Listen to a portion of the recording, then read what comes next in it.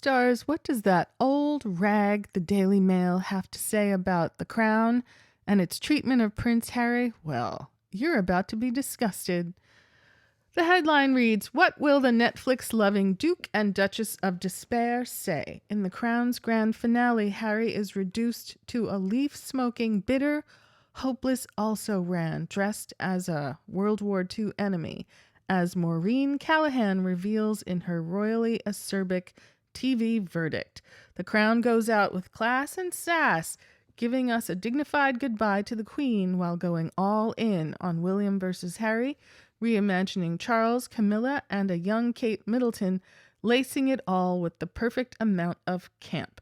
Harry, pardon the pun, is spared no indignity here. He is depicted as an angry, bitter, hopeless, recalcitrant loser whose simmering resentment of William would only ever lead to ruin. Worse, he's given a Three Stooges-like bowl cut with teeny tiny bangs. It's the look and effect of a dunce. He is twice staged on or near a toilet, drinking copiously and lamenting his gingerhood. Quote, "I'm just jealous," he says to William in the first episode of Series 6, Part 2, called Will's Mania. "In the history of humankind, no one's ever screamed for someone with red hair," unquote. That dialogue is the first of many cuts. Harry exists here as a mere foil to William, and also ran, the much-pitied number 2, whose energy is only ever dark and disturbing.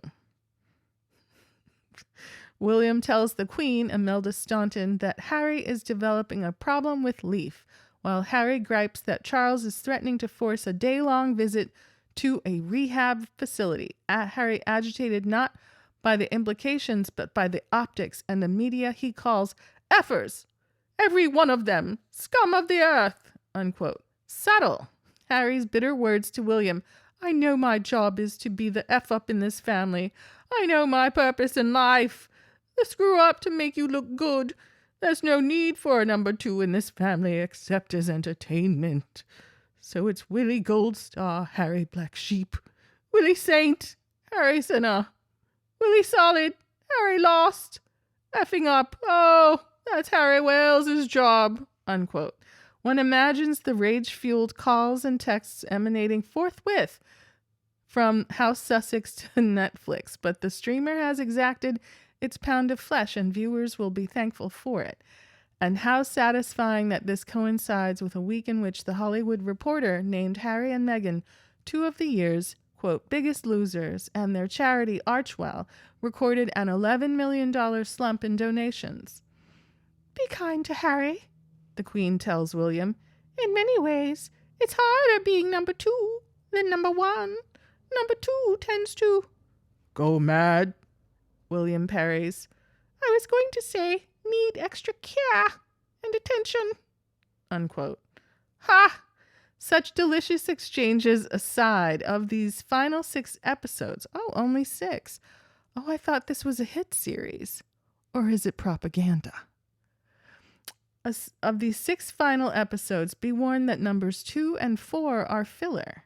Flashbacks to the hours after World War II and the reemergence of Mohammed Al-Fayed are agony. An entire episode devoted to Princess Margaret, who, no matter the pathos, feels irrelevant. One wonders why these well-trod eras and characters are revived yet again, while more recent day dramas, for example, Camilla's nerve-wracking first meeting with William, after which she famously said, "I really need a gin and tonic," unquote, were presumably left on the writer's room floor. Of course. Well, it probably didn't get script approval from the royal family. These are real people who exist. I'd be highly surprised if they had 0 input into this, but please let me know if I'm off the mark. Of course, as is his wont, showrunner Peter Morgan has rewritten history considerably. Charles, Dominic West, is given a hero edit. Of course he is. Camilla, Olivia Williams, is self-sacrificing and supportive, thinking only and ever of the boys and their welfare, kneecapped here with a ratty wig. What about her husband? You know, that old man she ditched to get with Charles if she didn't spend that whole marriage trying to get with Charles? In my humble opinion, he's not even unalive. He's alive. I didn't know that. We need an interview with him. Mr. Camilla Parker Bowles, we need a talk. I should like to know what's been going on all these long decades as she's been scheming to get her man, Queen Consort Camilla. Her big moment with Charles, his long-awaited proposal on bended knee, are you kidding me? Sees Camilla gardening, I would be highly surprised. Sees Camilla gardening with a lit cigarette dangling from her mouth. It's glorious. I highly doubt that's how it happened. A cigarette, is that what happened?